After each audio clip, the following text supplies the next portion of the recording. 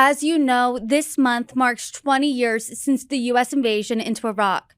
Before we dive into your experience of on-the-ground reporting in Iraq, I do want to rewind 2 decades ago. I believe you were in high school in Australia in March of 2003. And can you describe the sentiment leading up to that day, leading up to the invasion? Did the international community support the U.S.'s invasion? Well, back then, I mean, we have to look at the context of 2003. And I think the US and really much of the world was very much on edge at that point, still from the 9/11 attacks.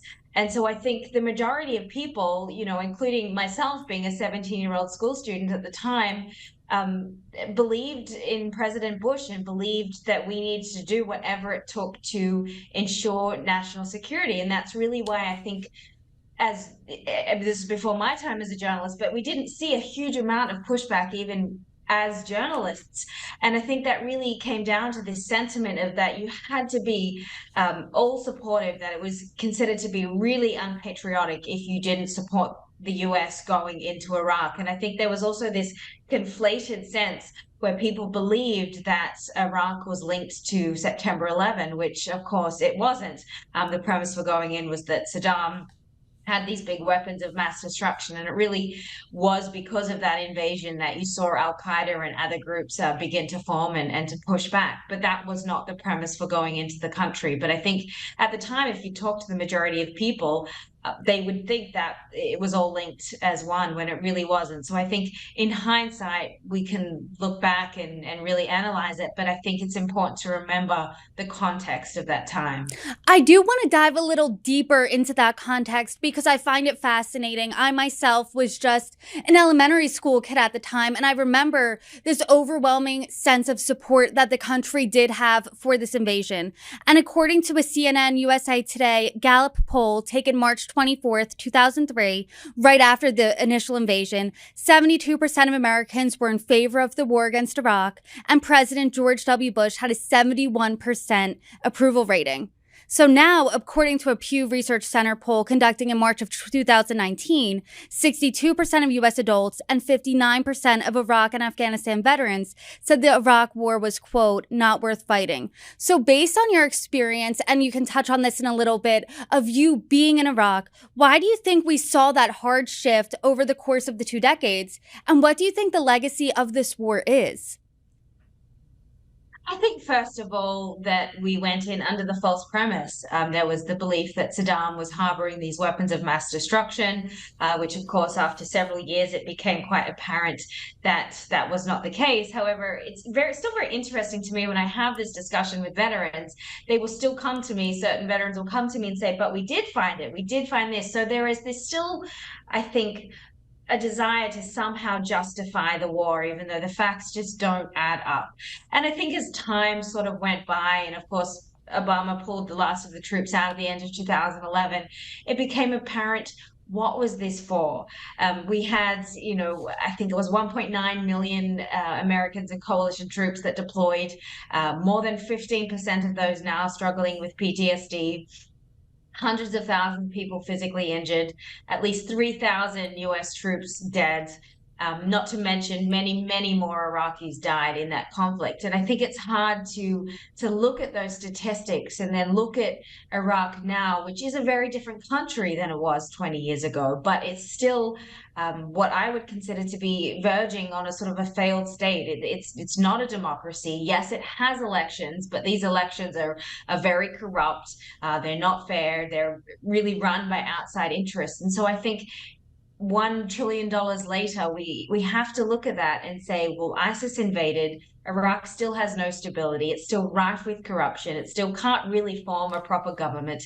It's still dealing with terrorist threats. And although ISIS might be technically defeated, mind you, it still has really big pockets in much of the country. So I think that it's sort of hard to look at the pros and the cons and think that somehow that the pros outweigh the cons, because in my experience of spending a lot of time there over the past 10 years, that just isn't the case. Can you dive deeper into your experience there? I think a really interesting question that you just posed was, what was this for? I know as the anniversary of the 20th anniversary of the invasion passed, a lot of people asked that question, at least on the American side. Can you give us the perspective of the Iraqi people?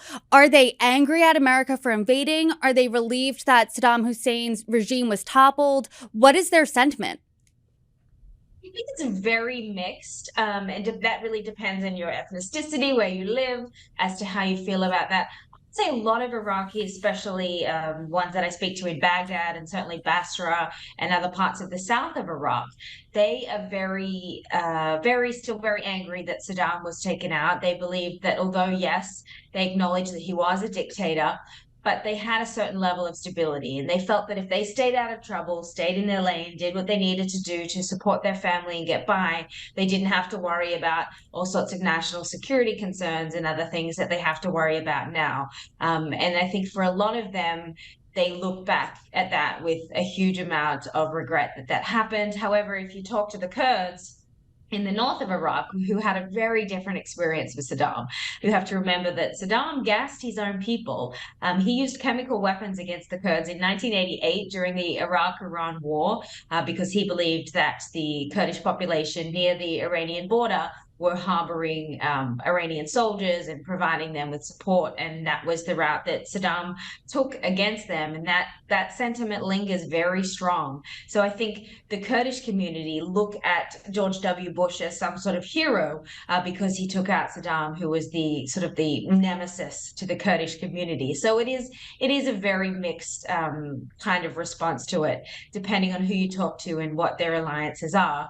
I think if we can sort of look at who the real winners out of any of it were, I mean, it really, all fingers point to Iran in that, because Iran borders Iraq, and now Iran has an incredible amount of influence in Iraq, in the sense that they're able to basically buy off different politicians. A lot of the media in Iraq is very much influenced by Iran.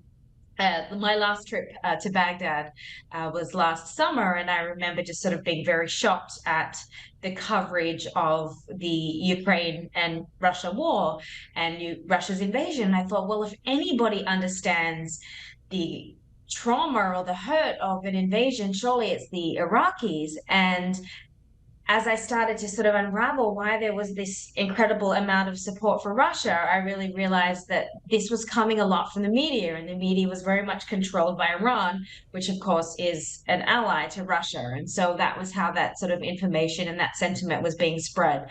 So it's very hard to kind of look at Iraq and think that there were too many winners in the conflict beyond the Kurds to a degree, Iran, and then obviously the military industrial complex made a lot of money in Iraq. But beyond that, I think as US and as taxpayers, I don't think that that $1 trillion was really to the benefit of the US or to the Iraqi people.